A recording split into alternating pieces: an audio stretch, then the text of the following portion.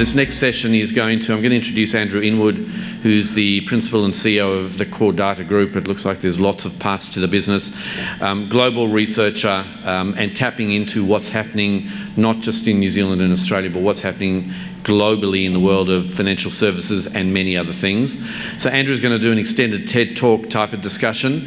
Then delighted to be welcomed by, and a very warm welcome to Prue Willsford, who is the CEO of ANZIIF. A number of you will know ANZIIF as the Australian New Zealand Institute of Insurance, and we're going to be joined by her. And also delighted to welcome Sam Tremethick to the stage. He's the Chief Partnership Officer at AIA. All of the panel have worked, do work, currently work in a number of jurisdictions. So teasing out those global implications is clearly what we want to try and explore in this. And again, there'll be some time for opportunity. So without further ado, Andrew, please come and join us. He got on a plane from Perth. He was on a roadshow in Australia last week. He is Kiwi by birth, so this is an awesome thing. And I think domiciled now somewhere around the world. A very warm welcome to Andrew Inwood. Thank you very much. Thank you. I was lucky enough to get Air New Zealand from Perth to Auckland. I'm always delighted when I get on a Qantas or an Air New Zealand plane because I know they work and I trust the pilots. Not true of every plane that I've been on. When the pilot gets on and is speaking Russian, you're thinking, oh great. Anyway, so my job's to talk about from macro to micro, from the big to the small. I'm just off at the back end of a 6-week tour around the USA and the UK, where I'm looking at all the changes that are happening there. And the cough that I have isn't coronavirus. The only coronavirus I've ever got came in a bottle, but it's from the air conditioning in Boston, which just doesn't work. So I should be greeting you in my grandmother's tongue. My great-grandmother's tongue. My great-grandmother was a young Maori woman who introduced herself to an Irish dentist and then promptly had 9 children who went through the range, two girls and 7 boys, who went through the range of careers from Professor Charlotte Briggs, who was Professor of Botany at Melbourne University, to the inmate 407, as my Uncle Jack was known. So in those normal things, and I'm delighted to be here, tēnā koutou, no papakuru ahoa, ko Inwood te whānau, ko Andrew ahoa. So I'm pleased to be here and it's nice to meet you all. My business I started 19 years ago is now in 7 different countries. The only benefit to that is we see a huge amount of data coming from overseas. The real benefit to that is some of the legislative changes that are being visited on you started to happen in 2012 in the UK. That's the kind of virus which started with RDR in 2012 that has been spreading around the world as the industry reforms itself. It's a normal type of reform on any type of industry, but it's good to pick up the clues about what's happened and the way in which it's happened and the way in which it's been occurring around the world. The core data business just isn't just a research business. We're a big database business, a big data science business, which is the Janus business, and the Athena business, which is every question we've asked in any country for the past 20 years. And we've built that into a single database so that we can see that information kind of easily and smoothly. And the Hunter and Bly business, which is a tool which just keeps that database persistently stimulated. The database, unless stimulated on a sort of 25-day cycle, will simply die, and so you have to manage it and keep it alive. Each of those contain jokes because I don't know, if you give economists enough time, because we're kind of boring guys and we sit in the corner, you can see that Anubis is the Egyptian god of the dead who weighs your heart against the feather of truth before you go to heaven or hell. So we wanted a single source of truth. Janus is the Roman god of new beginnings and doorways, which is because all the big data science is used to model out what's called next most likely behavior or next most likely purchase. That's the whole point of big data science inside businesses like ours. So we named it after him. Also, he's kind of my favorite god because the Romans thought if you had a really bad time or you'd done something terrible and you worshipped Janus, you got drunk to the point that you threw up, you purged, and then you went to the gym for 21 days straight and you were completely reborn. And that's a religion I can get on board with, yeah. Stuff up, get drunk, throw up, go to the gym, and you're completely reborn. And Athena, of course, is the Greek goddess of wisdom. Never say the Roman goddess of wisdom, because there's a Greek in every room who'll correct you in a microsecond. And Hunter and Bly are famous. John Irvine Hunter went to my high school, but as one of Australia's great self-experimenters, we're famous for them in the Antipodean area. All the inventions we've done, we've experimented on ourselves. He was the guy who invented some cures to venereal disease. Unfortunately, his last cure didn't work, and he would commonly infect himself and cure himself. Last time, not so good. And William Bligh, of course, was the guy who lost the Bounty, pissed the crew off, and then he lost New South Wales. You've probably forgotten that about him. The Rum Rebellion was under William Bligh. Not a great manager of people, William. I'm not sure why they kept giving him the job.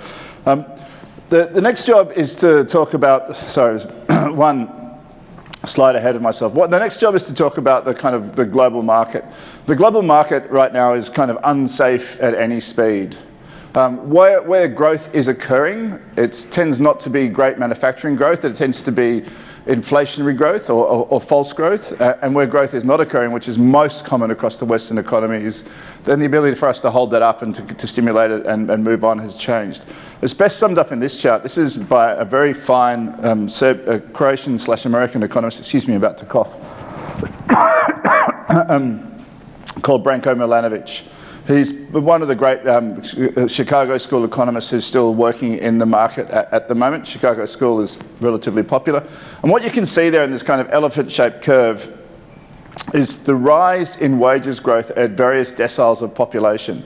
If you look to the left of the 60th decile, which are the people who are kind of the working poor, you can see that's risen all around the world. From the 60th to the 89th, you can see it's collapsed, if you look at that chart. The only place where there's real growth apart from the people under the 60th decile is the people who are the asset owners. This is a really interesting chart, and it's really important for us to understand this. Mass affluent, middle-class people around the globe have had no wage inflation since 2007. It's 13 years now where there's no wage inflation, and that's really important to understand. Where there is no wage inflation, there is real deflation. For the working poor in China, Sub-Saharan Africa, Eastern Europe, parts of Western Europe, etc., there has been wage inflation, and that's been masquerading as growth. It's not. It's the transportation of capital employment from one market to another.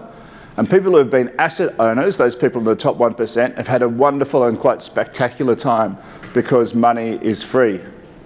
Money is unbelievably cheap. The World Bank put out a report yesterday, which every economist kind of around the world has been talking about. There is no economic driver for the increase in rates around the world.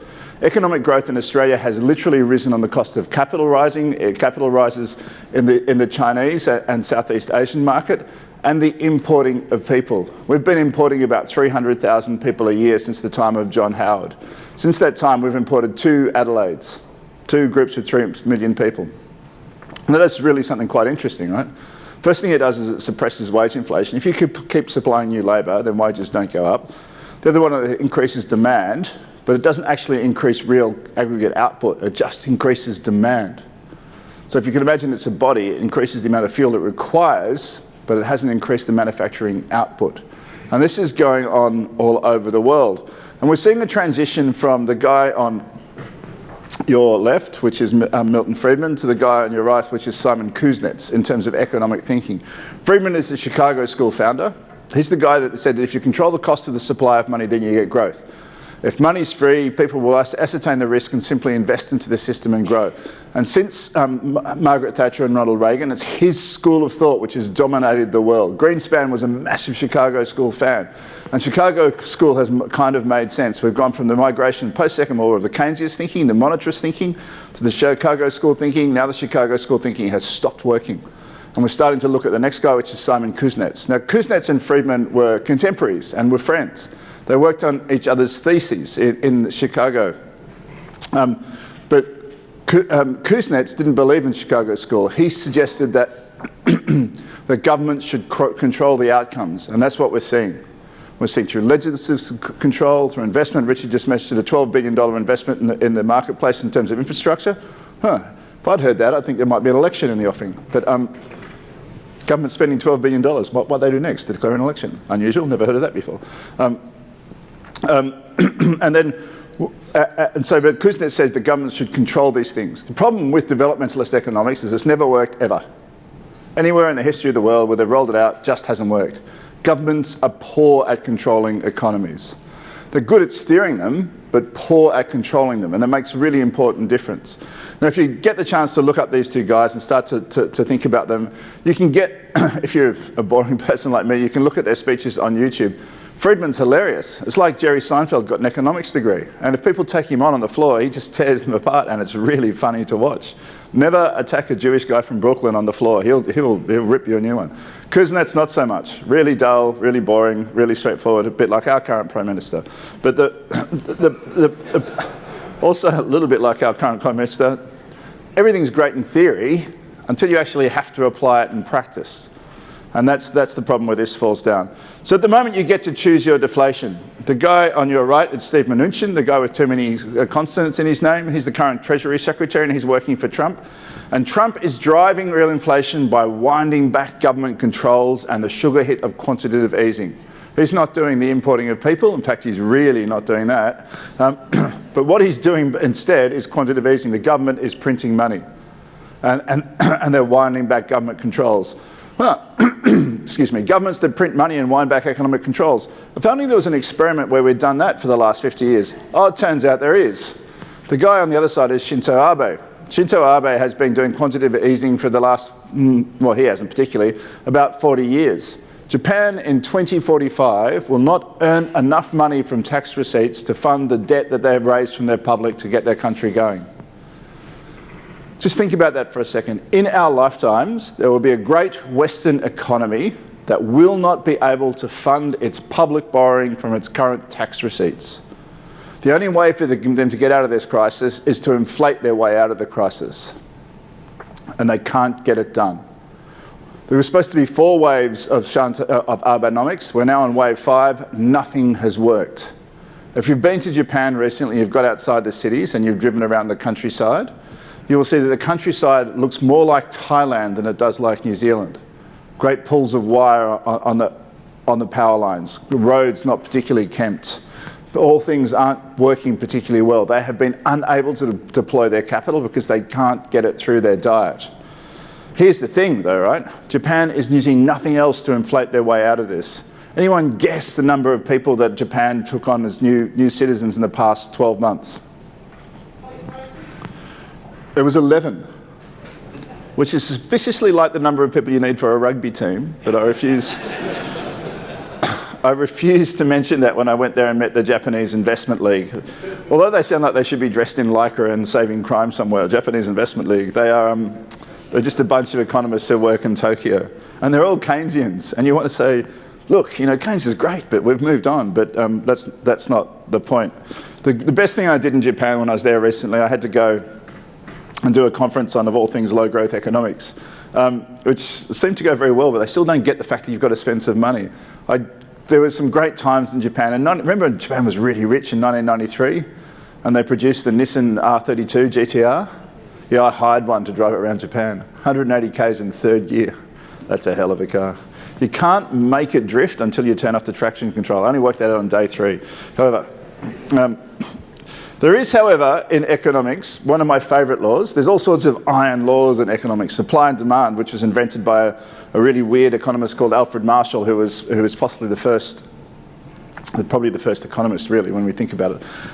But one of the laws that is absolutely true is the law of unintended consequences.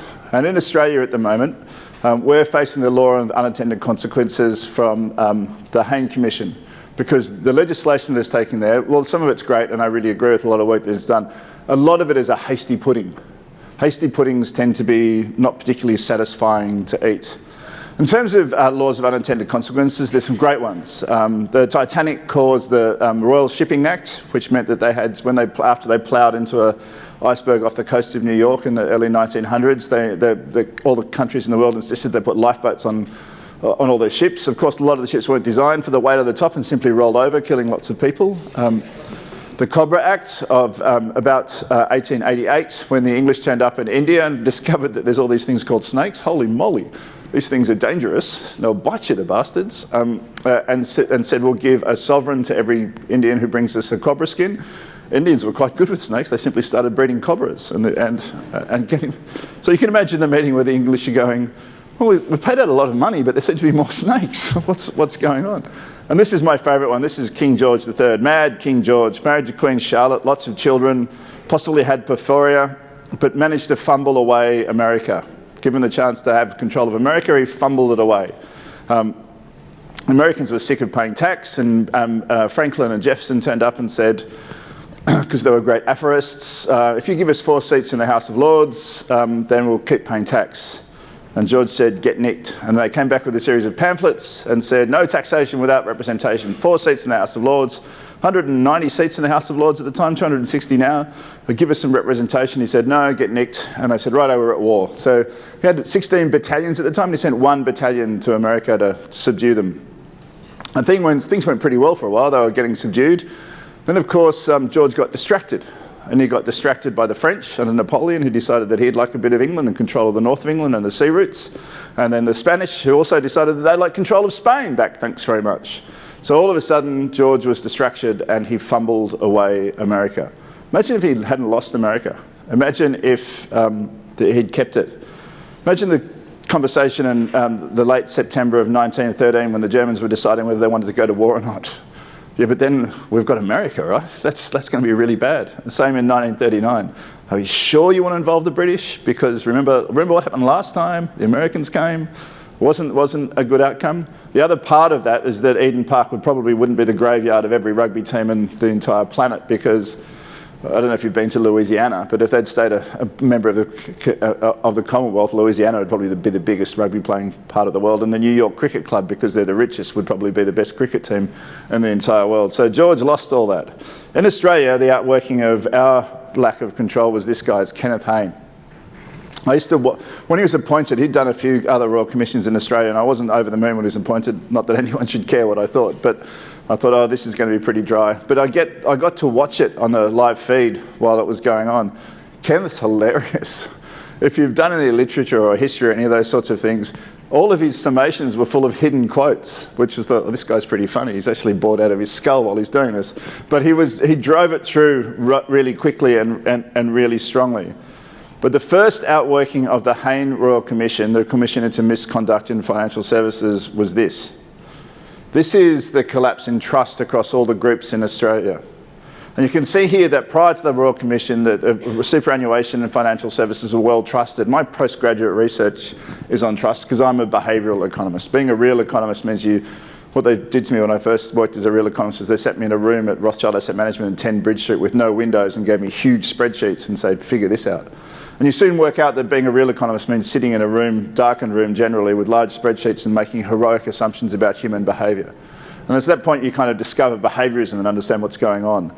And trust is the most incredible important part of the economic behaviour that exists in the world. It comes through a thing called the prefrontal cortex, which is the cauliflower-shaped aberration on the front of the human brain. But it actually is the lubrication of economy. Without trust, it doesn't exist. If you want to feel what trust is, you can put your hand in your pocket and feel a dollar or a $10 note, because that's that promise of transfer of behaviour which is fundamentally important. Prior to the Royal Commission, financial services in Australia, financial planning had a trust coefficient of 0.6 or 60-odd%. What that means is it's mildly trusted, mildly well trusted. Anything 0.6 or better is well trusted. Superannuation was at 0.75 and the others were bobbing around in those spaces. They were well trusted. Trust was formed, people were able to transact with it. The moment the Royal Commission happened, it collapsed. Superannuation, which by its nature is a pretty secure operation, fell to 0.53. So not well trusted. Anything above 0.6 in Australia, I don't know the number for New Zealand, but I don't imagine it's particularly different. That number in West Germany, for example, isn't 0.6, it's 0.4. Germans don't express themselves particularly well. I gave a speech there in December in German because I spent some time in Germany as a kid. My speeches generally have a couple of jokes in them. Not in West Germany, they don't. Not one smile, not one laugh. Not until you had a few beers did they loosen up. Nothing. Gar nichts, as the Germans would say. The point is really clear here. You can see the collapse in trust in every part of the industry. That has a substantial and meaningful economic effect. What's really interesting thing about this is it's a big sample. And big sample, when you're looking for variation in numbers, becomes quite important. If you have a look at mortgage broking, which is hovering around 0.3 and 0.29, it hasn't really shifted quarter on quarter on quarter. It hasn't changed as much. That behaves statistically like a thing called a cynosure. If something doesn't move much, then it means the ones that do move are actually a more meaningful number if all the sample sizes are the same. So trust is starting to oscillate a lot in Australia. It's coming back in financial planning, much quicker than anyone had expected it to, but it's certainly returning as people work out that group behaviour isn't individual behaviour. The other thing that's happened is that people have started shifting licensee. They've started shifting licensee because the constraints that have been applied by the licensees to their behaviours are too strong for them. They're seeking freedom. They're crying freedom, as William Wallace did in Scotland, and I'm not even sure what the year that was, and rushing to be individually licensed. And you can see this stack of the bars here that in 2017, 2018, 2019, nearly 3,500 people, or just over 10% of the industry, became self-licensed. Here's the hidden problem with that. Is the moment that someone becomes self-licensed, the other red line is the likelihood of capital return inside a dispute. You can see how steep that curve is. As soon as you get into the small individually licensed companies and a client has a dispute, your chance of capital return is 0. At the moment of doing this speech, under COSL, which is the Credit Ombudsman Service in Australia, and it's now changed its name to something else. It changes its name every 3 years, so we get confused. There was 42 million in unpaid fines, where the person who was responsible for the fine was hard to find or impossible to find. That's bad for the industry. People ought to have certainty that when they're taking risk and making financial services risk, that they're only taking market risk. They're not taking business risk, they're not taking platform risk, they're not taking operational risk. It's just market risk. Like all things, when I'm doing this research, I looked at a way to understand the size of this, the cost of this, and the flow of this. And the most obvious place to find it was in the industry funds. Industry funds, because I work with them and we can see inside them, often tell me how their flows are going. At the peak of the Royal Commission, the Australian Super, which is the biggest, they've got about 170 billion under management, were receiving $2 billion a month directly from financial planners. Prior to the Royal Commission, that money flow was too small for them to measure accurately. Now it's $2 billion a month. Now we've all played Monopoly. If you have the red squares, the green squares, and the dark blue squares, then you win. It's just a matter of time. Now, I don't even suggest that these guys will do a better job for the wealthy. They do a very good job for the mass affluent. They do a very good job if what you're interested in is some index funds, but they don't do a particularly good job if you have complex needs. They're getting that money. Not only are they getting it from financial planners, they're getting it from other industry funds. That's Paul Little. He's the CEO of CBUS, which is the $50 billion construction industry workers funds. They started losing their biggest amount of members not to retail funds. People tend to, when they get over about $350,000, they start to leave industry funds and go to retail funds. They're now going to other industry funds because the risk of taking a $350,000 to a retail fund at that time was seen as too high. It's starting to even out now, but the change has been substantial. This is why it had to change. This is a complex slide, and Richard will distribute it afterwards so that you can get some more sense of what's inside it. But you can see here the flows of money. And you can see in the top one is the existing flows of money. There's the very clear flows, which are the green lines and the blue lines. The green lines are the flow of benefit, and the blue lines are the flow of money. And you can see that it flows pretty directly from the client to the platform, and from the client to the licensee. It never goes to the advisor. If you were Karl Marx and looking at a transfer of economic benefit, you would say, therefore, that the client isn't a client of the advisor, they're a client of the platform and the licensee, because that's where the money flow goes. That can't stand. There has to be a transfer of benefit, a really clear transfer of benefit between the client and the advisor. There's a transitional model in Australia where some of those things are being stripped out, and that's happening now. And there's the final terminal model which the regulator wants to work to, where you can see very clearly the addition of the fee that goes from the client to advisor. That's already happening in the UK. Fee transfer is clearly there. We're going very clearly from a commissions world to a fee-based world. Commissions and fees, they're sort of complex in their nature to understand, but the part which is unintended inside all of this is the risk transfer. In this model, the risk sits with the licensee. Remember that curve we showed before? Something goes bad, you go to the licensee and give me my money back, or we need to talk about this. In the interim model, The risk is shared between the advisor and the licensee. It's popping up in Australia in media now, where they're asking for their advisors to have some kind of capital keel. They think that every advisor should put $250,000 on the table, put it inside a fund and say that's to be withdrawn or that's to be at risk if there's a dispute. So there's a fund for this. In the final model, the risk is pushed very squarely down to the client.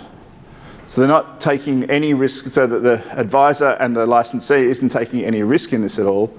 The client is bearing all the risks. So they're taking market risk, business risk, platform risk, structural risk, all those risks. And that's something that I think shouldn't possibly stand. And I think that New Zealand's doing a very good job at the moment of navigating it away from. Here's the unpalatable and unspoken truth of advice. This is Frank. Inside our database, we've got 17,000, in a NUBIS database, 17,000 people with more than $5 million. We interview them and survey them each quarter and ask them what they're doing with their money, because rich people are a very good indicator of what the next most likely action is in the marketplace. Frank is a plumber from Cronulla, which is a suburb in the south of Sydney. He arrived at Australia in 1950, became a plumber in Cronulla, never really moved out of Cronulla, and bought about a house a year since 1950 because he's from Italy and that's how you store your money. You buy houses. You don't really do anything else. And he's been very successful. About 5 years ago, he went from being just on our database to becoming one of our mystery shoppers. That's when he went and looked for an advisor. And the first advisor he met, he rang me up afterwards and said, "This is the best day of my life. Because right now I run all the money and I now have someone else to talk to about it. And better than that, if something goes wrong, Catherine, my wife, has got somebody to talk to." Because Frank's biggest fear, he's got 2 daughters and 4 grandchildren, his biggest fear is that his sons-in-law somehow get their hands on his money. That's his biggest fear. So it's like the first meeting was, "I've got to come and see you." And then Michael was fantastic. And then we came and see him, we were having a cup of coffee and I said, "What's a bloodline trust?" "Right, okay." So I get on the whiteboard and explain a bloodline trust to him, because that's what he really doesn't want. I sometimes think it would be hard being one of Frank's son-in-laws, because I've gotten to know Frank over a little while. Oh yeah, trust me, man. He's got a lovely house on not an oceanfront, but a harbourfront place near Cronulla, so it's a lovely house. And he has a house for each of his daughters in the same street. Okay. They've got a holiday house in Noosa and 2 more holiday houses in the same street for his daughters. Right, okay. I can see where this is going, Frank. So he's finding it a little bit hard to let go of control. And then post the Royal Commission, Michael rang him up and said, the relationship's over. His licensee was withdrawing, he was with a bank and they were going, so Michael was kind of out of a job, he had to find a new home. And the $16,000 a year that Frank was paying him as a retainer, as a commission, was going as well. And Frank was furious because he knew what that money was for. He was completely aware it was for. That allowed him to pick up the phone when he wanted, at whatever time of the day he wanted, and speak directly to Michael. The moment that money's gone, his ability to control Michael was absolutely removed. It doesn't work for me. He's getting no payment. Why would he listen to me? Why would he take me? And so I explained what was going on, and he was much more confident about the future. But that emotional transfer of value is one of the most hidden things that's been destroyed inside the Royal Commission, where people have moved from certainty in their relationship with their finances to absolute uncertainty. It's coming back now, but it's been very badly damaged. I want to show you what's happened around the world. The next slide looks at the transition from commissions to fees inside the UK, and it shows you how long it took for the businesses to recover and what the future looks like. So if you can see this, it went along fine, and then we had the retail distribution review, bang. Then it went down and they inverted, then we hit MiFID II and it flattened out for a while, and then it recovered, and it's been recovering pretty steadily ever since. This is data directly taken from the UK regulator, which is called the FCA. We do quite a bit of work with those guys so we can actually see what's happening in real time in terms of the transfer of fees commission. The most important thing to see here is that it takes about 4 years for this to normalise. From the moment you start the transition, it takes 4 years. If you're on that journey now, you might be 3 months into the journey, you know that it's going to be 48 months, so you know exactly how many months are left before you think you should be returning to it. And you can benchmark yourself on how quickly you get there and whether it's faster or slower than anybody else and what that looks like. But the most important thing to understand is that the journey has commenced and there's no fighting about that. That's exactly what's going on. Now, the more interesting thing about this is that the businesses that made the journey in the UK have recovered and recovered really well. They've digitised their business, they've changed their operating models, they've changed their charging models, they changed how they charge for insurance, they changed how they charge for the services they provide. And when they're being sold now, they're being sold for very, very good multiples. The businesses that haven't changed are being sold for 0 times earning, if that. People are simply taking them on. There's groups called aggregators who are hoovering them up and trying to make money out of them, trying to rebuild the business. This is a more detailed way of looking at that. You can see that commissions is the orange line, and how it changes over time and how it's replaced by fees and how significantly that's changed. Making sure that you're an active part of that transition is going to be a really good part of your success. If you want to look at that in insurances is much more problematic.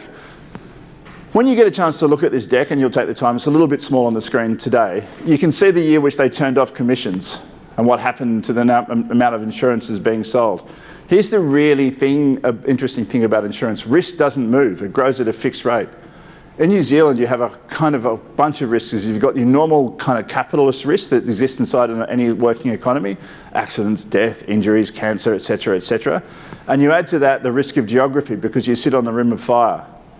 The risk of geography is quite a substantial thing here, and it's got to be something that's going to be accounted for. Humans are really bad at buying things where the benefit is in the future and the pain is now. We're really good at buying things where the benefit is now and the pain is in the future. How many people have had a little bag of lollies while they're waiting around here today?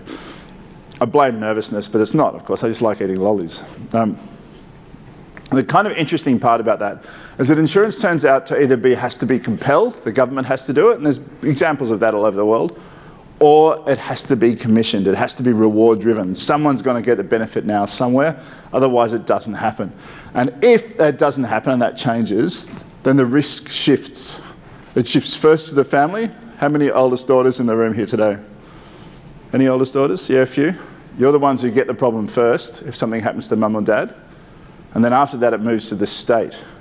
And when you start modelling that out for the state, and they start realising that the cost goes from the private sector to the public sector, they think, well, we'd really quite like to get that off the public sector books and onto the private sector books again. But there might be some change to go through if you go through that.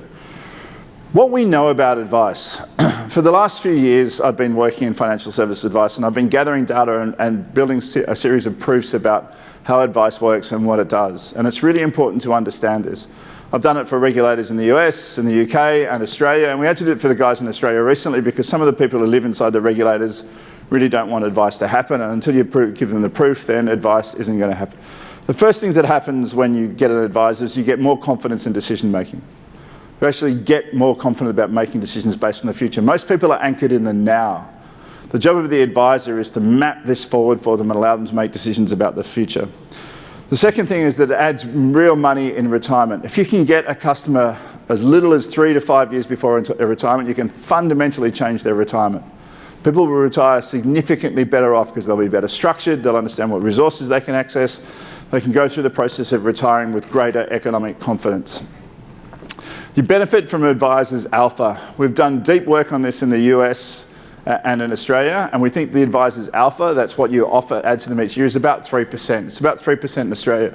And a big piece of research we did in Vanguard in the US showed us 2.97%, which I know the samples are a lot smaller, but the beta between 2.97 and 3 is inferential, right? It's meaningless.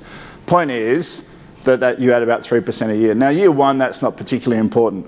Year 2, that's somewhat important, but those of you who've worked out how compound interest works will know how incredibly important that work is. Now, I'm going through this in my family at the moment. My mother died a few years ago, unfortunately, through a sudden stroke, and she released the sum of money to my family, which things are going okay for me, so I didn't take it. I gave it to each of my children. My daughter's invested it in cash. My middle son's invested it in high-performing ETFs. And my youngest son has invested it in index tracking funds. On our recent family trip to Europe, the boys had a very good time spending some of their earnings, and my daughter kept asking me for money. I think I might have got the lesson about compound insurance on that one, but I've certainly tried as much as I had to transfer that lesson to her.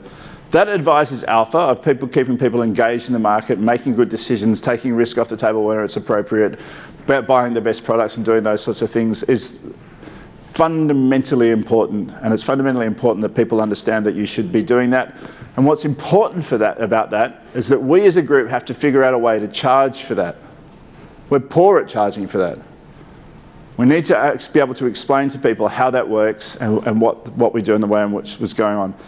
You get greater confidence about budgeting and spending, you get greater peace of mind, and they report persistently higher levels of happiness.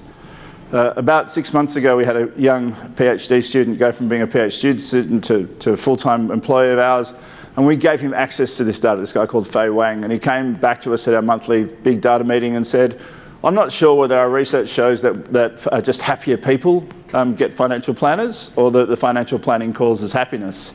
There's one thing you really want when you're running a business, is just another job. So we had to go through the process of understanding, well, was it financial advice causing happiness, or was just happier people going through financial advice? That's a thing that researchers always face. It's the difference between causation and correlation. My favourite accident in causation and correlation came from a guy called Professor August Weismann, who was leading a piece of research at University College London at the turn of the century, and he was trying to breed a generation of tailless white mice. He wasn't really, he was from the school started by a Frenchman called Francois Lamarck about inherited characteristics, which I'm sure you know all about. And he thought that he could transfer taillessness onto a series of white mice. He was receiving £13,000 a year to do this research, which at that time was a lot of money. And then he got a new boss, and his boss cancelled his research immediately. He went storming into the office at University College London and said to his professor, Professor Goldman, why have you cancelled my research? And he said, Herr Weismann, I'm a Jewish man and we've been doing this research for 2,000 years. It doesn't work.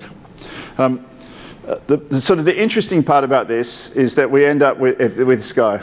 This is Carl Jung, for those of you who know who Carl Jung is. He's probably the greatest psychoanalyst of all time. One of the great parts about Carl Jung is that if you read his work, he's like getting advice from a grumpy uncle. It's really like, you know what to do, get on with it. Change is hard, get on with it. You know what the answers are, get on with it. But buried in his work is a really interesting nugget of an idea. If you're faced with change, and the environment means that you change, if you drive the change, it's a lot less painful than if someone else drives the change. I have one abiding need that I want to bring to you after seeing this change all around the world. I watched it up close in RDR in the UK. We were working there on that. They fought the change for years and years and years, and then it became incredibly painful. Same thing happened in Australia. The first sign that we should be changing was a piece of legislation called the Future of Financial Advice, FOFA, 2012. We fought it there, and we got change visited on us. We didn't have a single voice. The same was true in the UK. No single voice for advice, no single voice for what people did. If you can do two things this year, which are fundamental, and we tend to underestimate what we can achieve in a year. One is develop a unified voice about the benefit that you bring to your clients and get really good at having that conversation. Develop what the behavioural economists call heuristic anchors about how advice changes people. Give them examples. Make sure that they can tell their stories of doing it. And the second one is to own the change. If you get to own this change and lead it, the entire country will be fundamentally better off. Not only that, the ministry and the government should be absolutely behind you, because the more that people can self-determine their financial future, the less drag it is on the economy, and the better it is for everyone altogether. That's it from me and from Carl. Thank you very much for listening, and we'll go on to the next stage.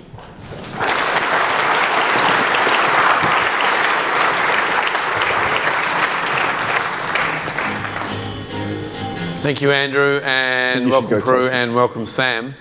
I'm going to go straight into the questions as we're getting ourselves comfortable. And Sam, this one's straight to you if I can. Okay, go for it. As we perch up on our little high chairs.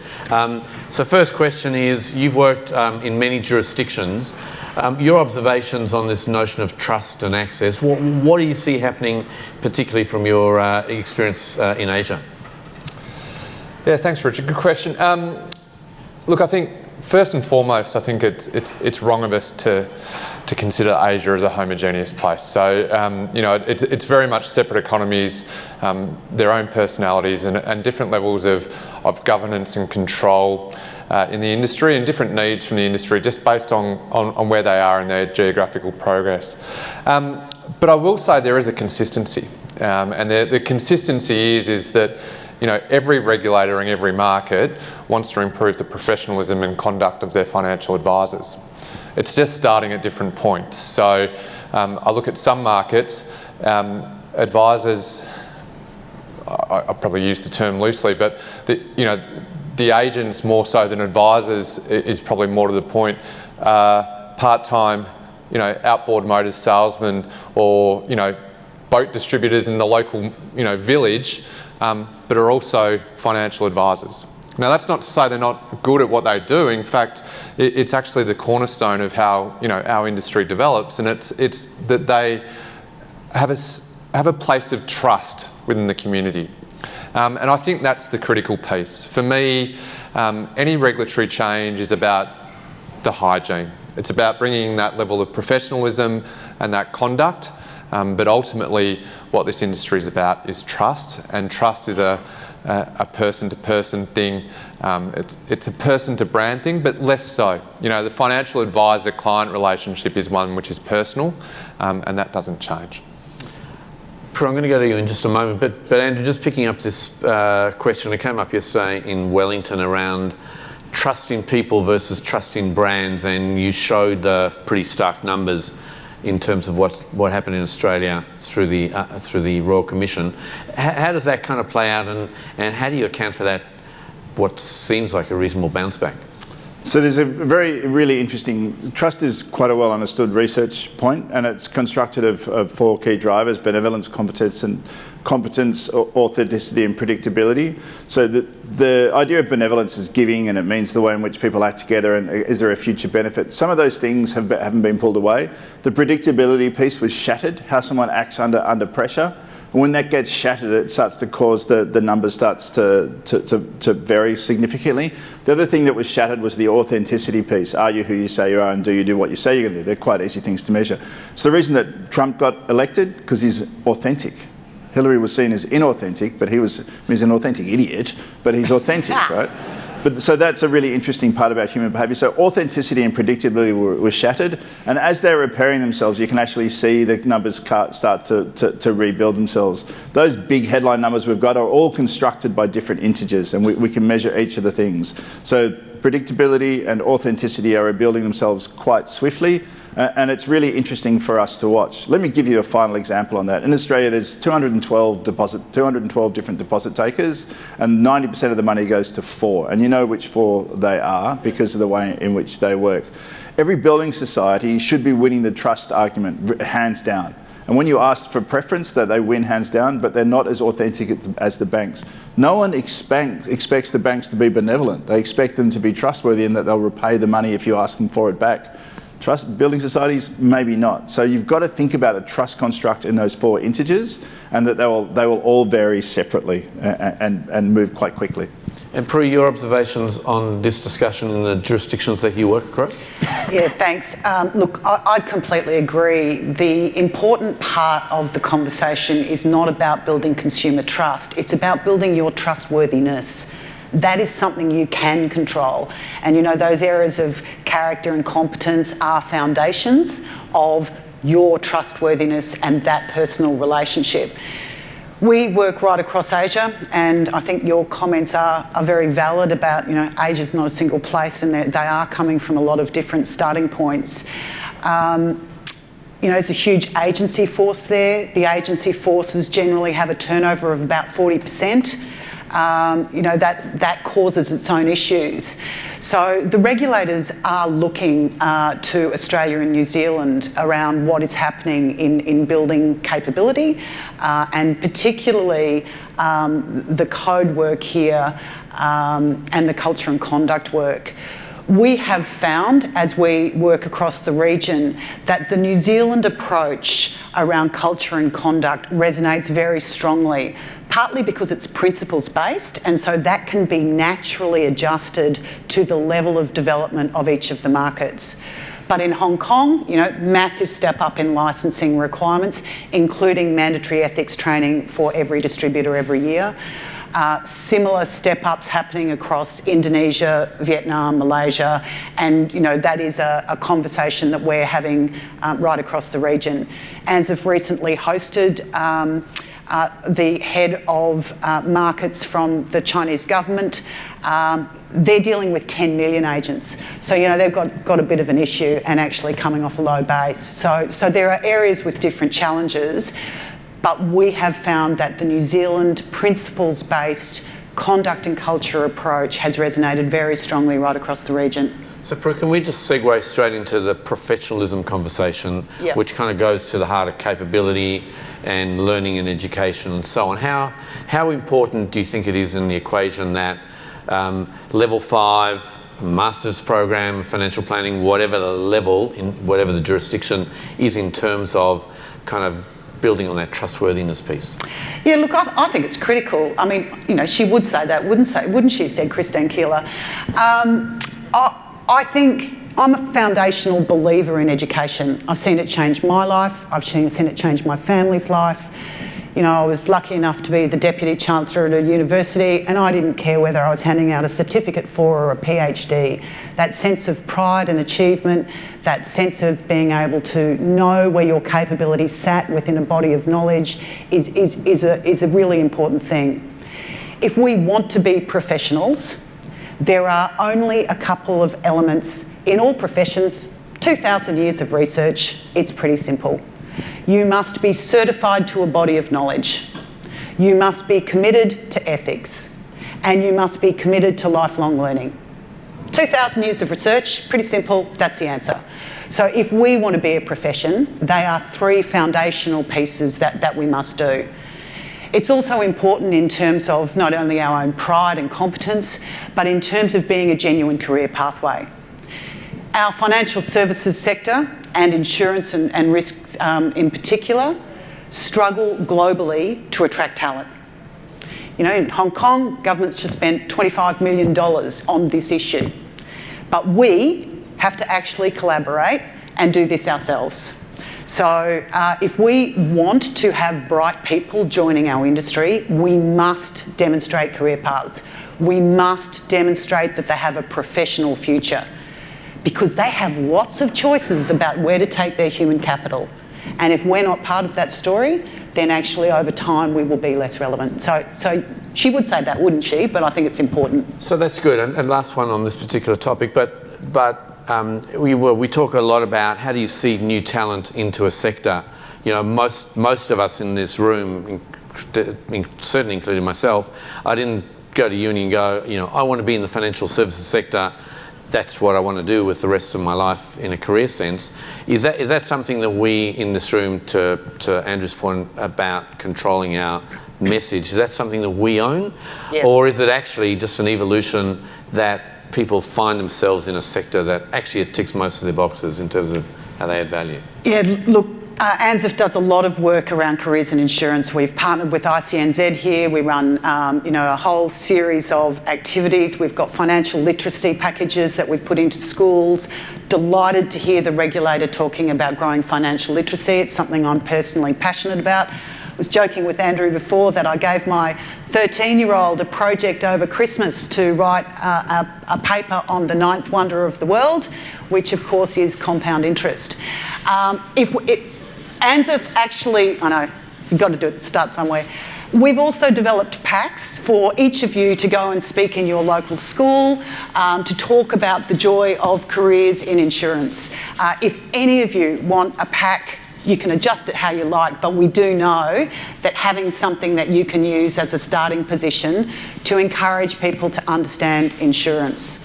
We often say that insurance is like this big monolith. Most consumers' experience is just around home and motor. They have no idea of the fabulous variety of rewarding careers that exist within the financial services sector. And so that's something that ANZIIF does quite a lot of work on, and we'd love your support in being the front line of delivering that message to our communities. So Sam, picking up the same theme, if I can, with your experience, again, across all your jurisdictions, how do people land in this sector? How do people grow in this sector? and how do people kind of morph from the, boat mechanic or that example into this kind of part-time career, which then might become their full-time career?